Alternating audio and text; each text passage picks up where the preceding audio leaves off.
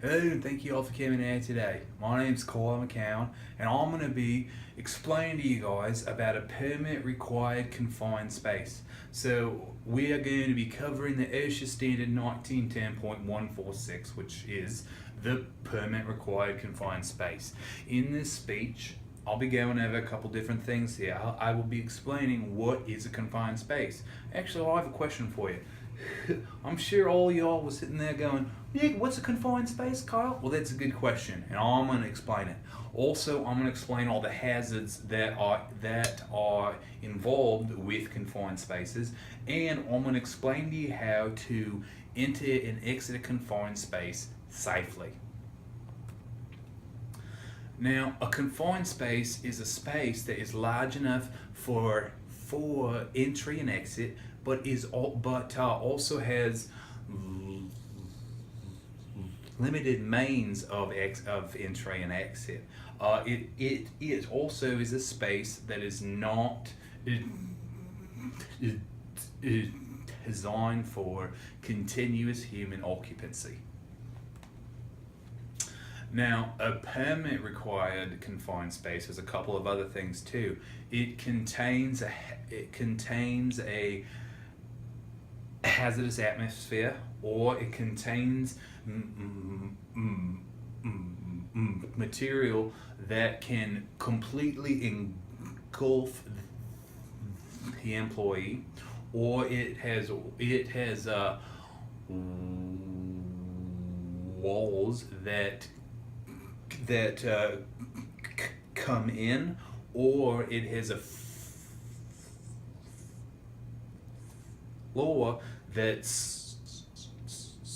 slopes well downward. Also, there's a couple other things. It could have any other kind of safety or health hazard. Now, here are examples of a couple of confined spaces. Here you see is a tank. Here you see is an underground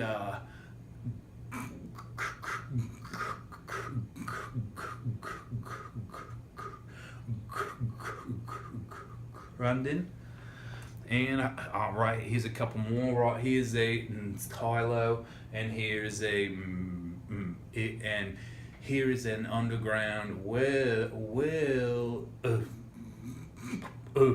piping system. Some other examples of permit required confined spaces are tanks, vessels, silos, storage bins, hoppers, vaults, and pits. Now, there are a lot of hazards that are in and around a confined space. There is engulfment, which is when the employee is completely engulfed, or there is asphyxiation. It's over after that. Yeah, that guy thinks it's funny. Then there can also be a hazardous atmosphere, or you have a potential for explosion in there. Now, it's important to enter and exit a confined space safely, and I'm going to explain to you right here, right now. Well, I had to do that. Okay, so first, what we're going to do is we're going to remove the cover, and then we're going to immediately put up a railing around it in order to make sure that no one is able to accidentally fall in. Then, before employees are allowed inside, the atmosphere has to be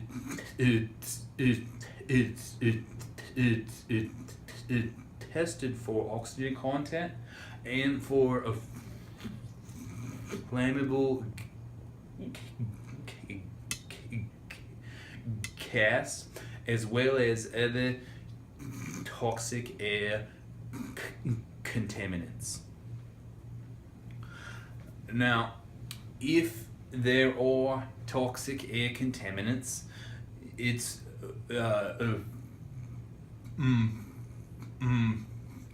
ventilation must be set up. It's important to install an alarm horn. Also, you have to have an emergency PA on standby in order to be able to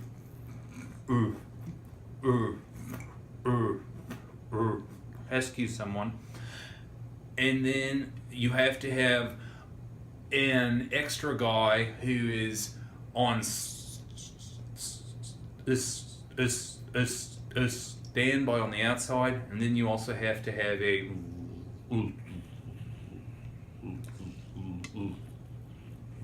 lifeline that is attached to a harness. Now here is an explanation. So here, here's the guy down there. There's the guy up there, right there. He is inspecting the process. And right down here is the lifeline. Where to the harness, and up here is the emergency SCBA. And so all these are very important. So just to recap, I've gone over what's a confined space, I've gone over the hazards of confined spaces, and I've gone over how to enter and exit a confined space. Any questions?